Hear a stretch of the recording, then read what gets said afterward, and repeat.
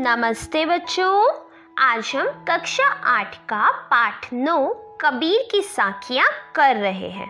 तो शुरू करते हैं। जाति न पूछो साधु की, पूछ लीजिए ज्ञान। मेल करो तलवार का, पड़ा रहन दो म्यान। अर्थात हमें कभी भी किसी व्यक्ति के गुणों का अनुमान उसकी जाति के अनुसार नहीं लगाना चाहिए। इसीलिए यहाँ कबीरदास जी भी कहते हैं जाति ना पूछो साधु की, अर्थात हमें साधु की जाति नहीं पूछनी चाहिए।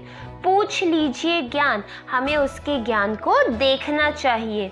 इसके लिए उदाहरण देते हैं, मेल करो तलवार का, पड़ा रहन दो म्यान। वह कहते हैं जब आप तलवार लेने जाते हो तो तलवार का मोल होता है, ना कि म्यान का।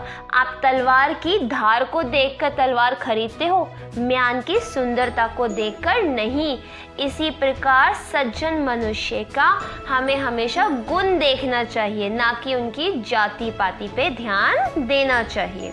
हमारी दूसरी साखी है, आवत गारी एक है, उल्टत होई अनेक।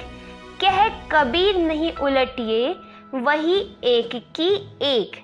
प्रस्तुत साखी में कबीरदास जी कहते हैं कि जब कोई हमें गाली देता है, कोई भी अपशब्द बोलता है, तो उस समय वो एक होता है।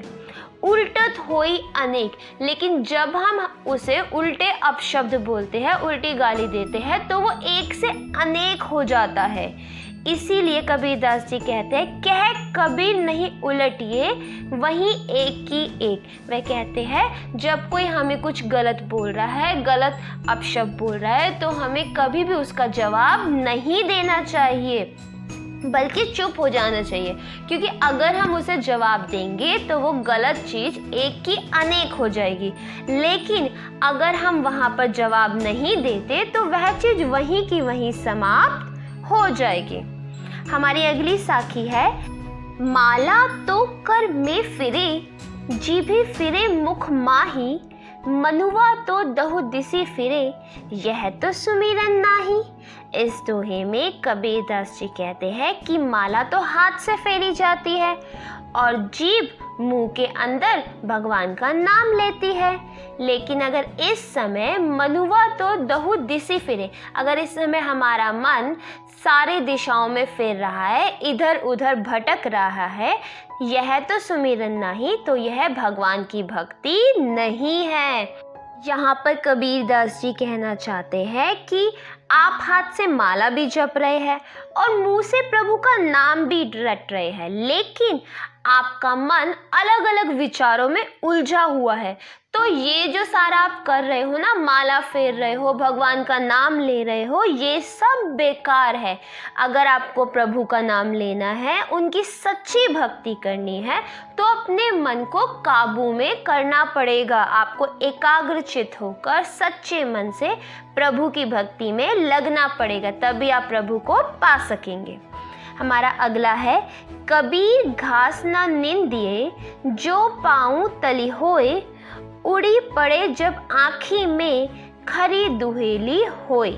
अब इस साखी को देखिए, कबीरदास जी कहते हैं हमें कभी भी किसी को छोटा समझकर उसका निरादर नहीं करना चाहिए।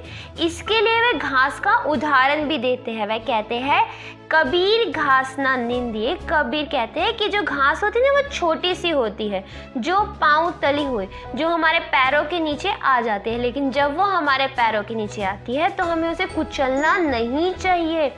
उड़ी पड़े जब आँखी में, खरी दुहेली होए, क्योंकि जब यही घास का छोटा सा तिनका उड़कर हमारी आँखों में चला जाता है तो हमें बहुत ज़्यादा दुख देता है।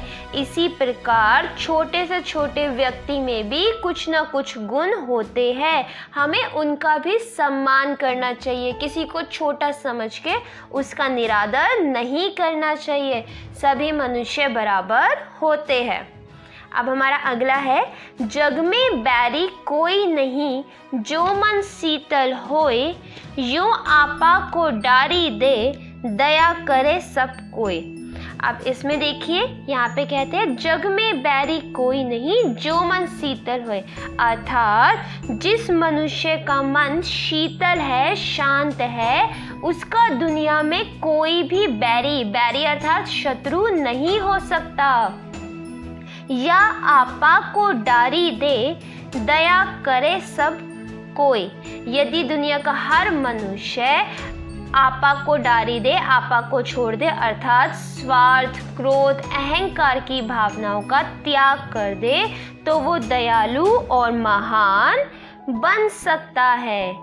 तो बच्चों ये थी हमारी साखियाँ। उम्मीद है आप सबको समझ आई होगी। कोई भी डाउट हो आप कमेंट बॉक्स में पूछ सकते हैं।